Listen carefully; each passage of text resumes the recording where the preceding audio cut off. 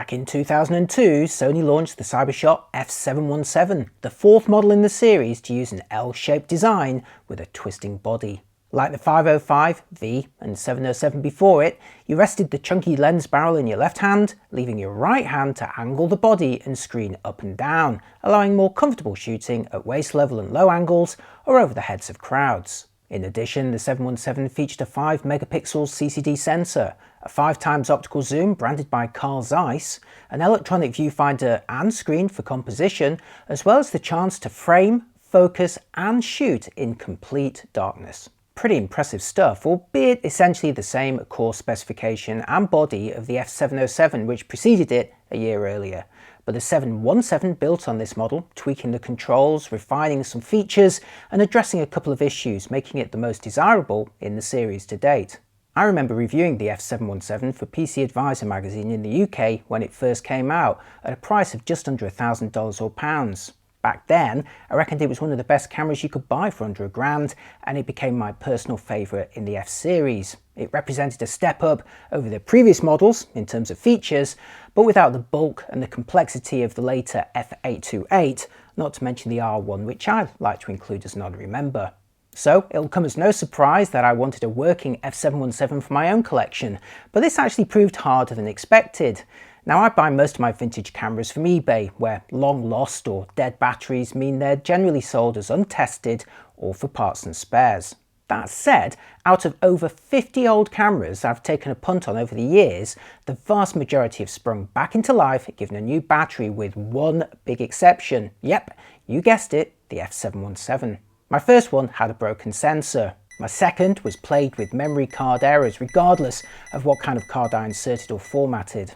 My third model was apparently working when it was sent by the seller, but it arrived displaying the same memory card errors as the last one. There was actually also a fourth model which never even arrived. But after a couple of days of charging and power cycles, model number 3 suddenly started working and has mostly behaved ever since. I paid £35 for this one, and it's the model that I'll be showing you in this video. At first glance, the F717 looks identical to its predecessor, and both share essentially the same body and controls, not to mention much of the same internals too. But place both models side by side and you'll begin to notice some differences. First, the 717 trades the grey coat of the 707 for a lighter silver finish. Second, while both have accessory shoes behind their pop-up flashes, the basic cold shoe of the 707 is switched for a more useful hot shoe on the 717 with a sync pin in the middle.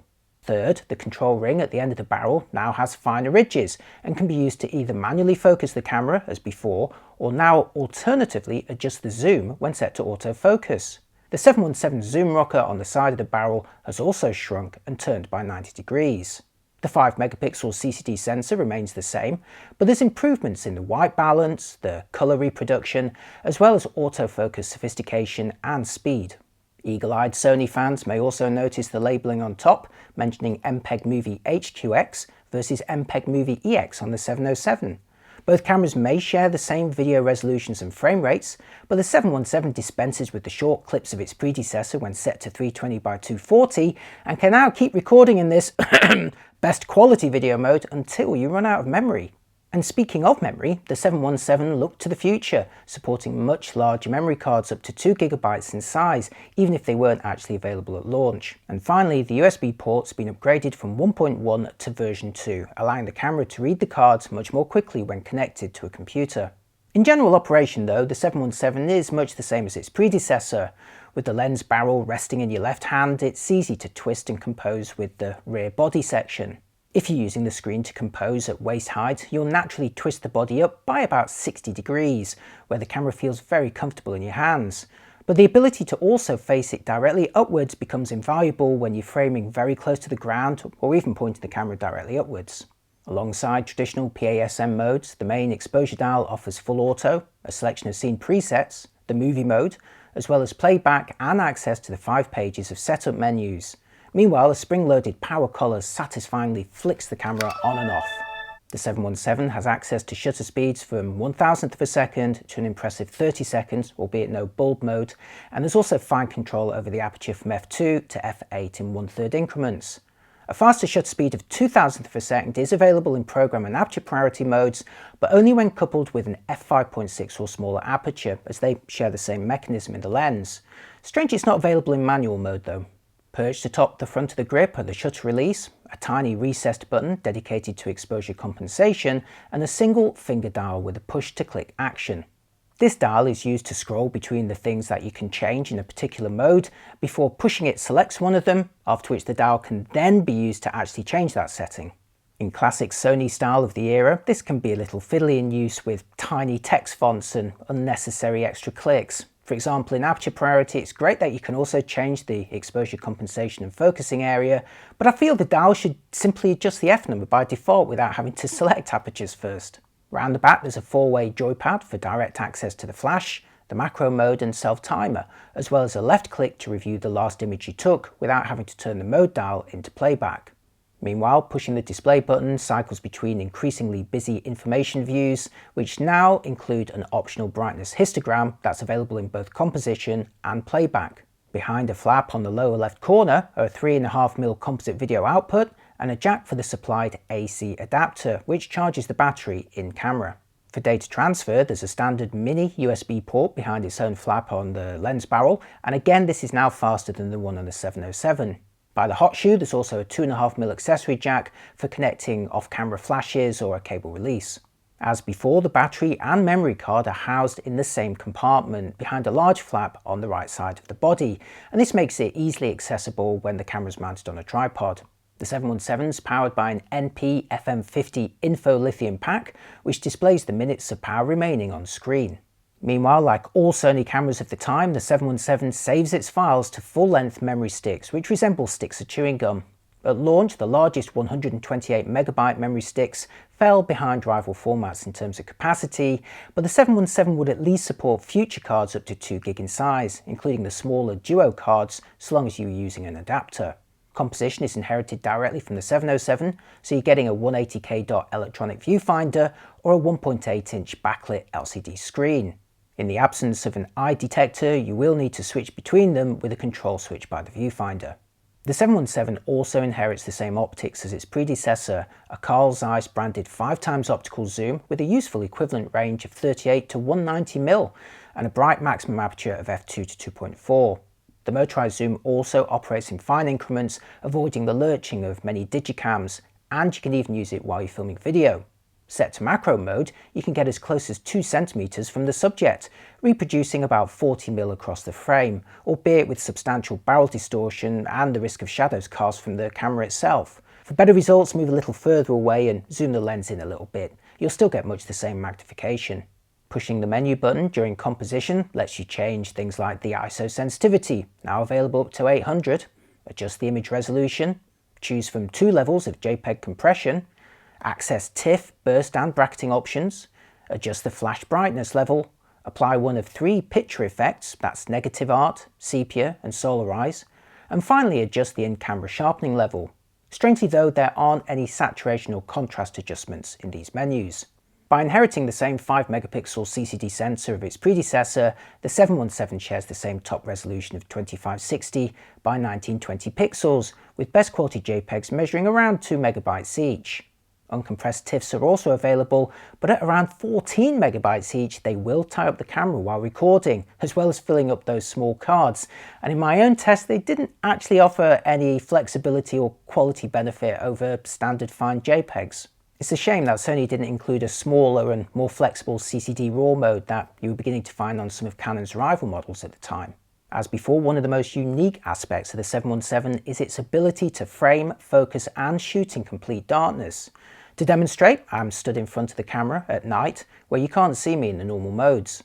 Switch the camera to night framing mode though, and the 717 activates a pair of infrared LEDs at the end of the barrel to illuminate nearby subjects, while also flicking the standard infrared blocking filter out of the way of the sensor. And bingo, the camera can now see the subject, allowing you to frame it. Meanwhile, the holographic AF system projects a fine pattern onto the subject, allowing the camera to focus pretty well, before then letting you take a shot with the flash and the IR block filter back in place for normal colours.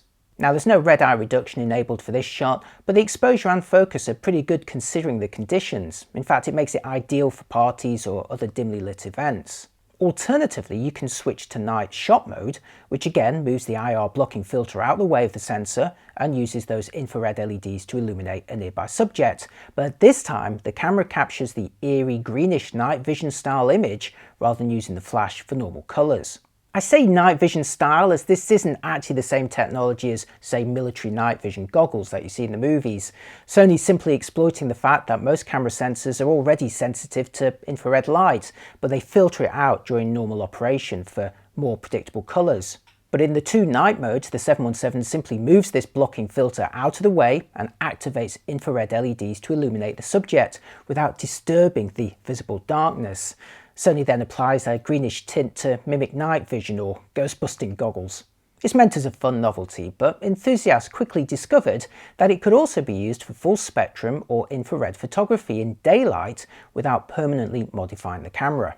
Switch the 717 to night shot mode and the internal IR blocking filter is removed, and this turns it into a full spectrum camera. If you then screw on an infrared filter which blocks visible light, you then have a camera that's only recording infrared light. And that's great for some really good looking landscape images. Unfortunately though, night shot is only available in automatic exposure modes, and it only operates at shutters and apertures that are optimized for, well, darkness. If you try it in daylight, you'll see that your image will become hopelessly overexposed with no means to correct it manually. This would seem like a deal breaker at first, but by simply screwing on a neutral density filter, you'll be able to use night shot mode in broad daylight, capturing full spectrum images or infrared light only when you screwed on an additional infrared filter. Now there are a couple of gotchas. In night shot, the 717 will illuminate those two LEDs at the end of the barrel, which could cause reflections with your filters. So to avoid this, just take them over. Secondly, Sony's greenish tint is still applied whether you like it or not, so you'll need to do some work in post-processing to counteract that, or do what I do and simply turn your images into black and white. And third, as night shot is expecting low light conditions, you'll be limited to slowish shutter speeds, so do hold the camera steady or better still use a tripod. But then some particularly cunning enthusiasts discovered that the internal IR blocking filter could actually be moved out of the way by using an external magnet instead, and that allows you to bypass that automatic night shot mode and use any exposure mode you want, including full manual. This so-called magnet hack involves placing a powerful magnet by an area on the underside of the barrel that's fairly close to the certification sticker. If the magnet's strong enough, and it's the correct way around, you'll hear a faint click of the filter moving out of the way and be greeted by a full spectrum image with a reddish tint on the screen.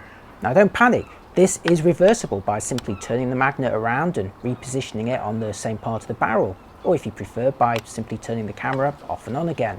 You can see me here switching between full spectrum without the filter and popping it back again for normal colours. So another bingo, a camera that can be easily switched between visible light and full spectrum or infrared by screwing in a suitable filter on the barrel. Plus full manual control over exposure and none of those cheesy night goggle ghost busting green effects. But the bad news is that the camera is still focusing as if it were expecting to be receiving visible light, which means your infrared or full spectrum images will almost certainly be slightly blurred, especially for subjects at or close to infinity, like landscapes. The camera doesn't really help either, cheerfully double beeping even when the subject is clearly still blurred. Frustratingly, using manual focus or closing the aperture down doesn't seem to resolve the issue either. Now, if you adjust the lens zoom in tiny increments, you may stumble upon a distance which focuses a bit better on distant subjects, but it's still very hard to confirm with the fairly coarse resolution of the screen or viewfinder. You'll only really know when you zoom in on the image during playback or examine it on a computer later. In some minor consolation, it will focus successfully on nearby subjects, but I've struggled to get any distant subjects sharp on the 717 or the earlier 707 when using the magnet hack. I can, however, confirm that it is possible to achieve distant focus when using the magnet hack on the later F828. So if you're interested in this capability, that is the model to go for. Meanwhile, if you want to shoot infrared or full spectrum with the 707 or 717, you'll just have to use the night shot mode and deal with those limitations that I mentioned a moment ago. Okay, so it's time for a slideshow of images taken with the F717 around London and Brighton 22 years after it first came out. As expected, the original FM50 battery wouldn't accept any charge, so I used a replacement pack that I'd previously bought for the 707 from DSTE, which cost about £15. Now you will need a working AC adapter to charge this in camera, and I used an original AC L15A, which luckily came with one of my eBay purchases. Always look out for these accessories and the native memory stick cards when you're buying an old Sony camera. Know that my camera still occasionally complained it wasn't an official info lithium pack on some power-ups, but it generally got over it when switching off and on again. For storage, I used either an original 64 meg purpley blue Sony memory stick or a 2GB memory stick duo card fitted in an adapter. This bigger card made the 717 much more practical for a long day shooting, when previously I'd need several 64 meg sticks. And if you don't have a memory stick card reader for your computer, you can just connect the camera directly to it with a mini USB cable. Not a micro, a mini. As mentioned at the start, my 717 did report memory stick access errors from time to time, sometimes refusing to work at all. This was especially the case when it first arrived, and I think maybe the internal clock battery or the capacitor that makes it work needed topping up by a fully charged main battery, perhaps by also leaving the camera powered up for a while. It'd just not been used for a bit, and I think it needed to get back into the swing of things. In the end, I'm not sure exactly what did resolve this issue, but after a couple of days, this third 717 that I bought did seem happy to shoot, at least for about 3/4 of the time. Right, so let's see what it can do.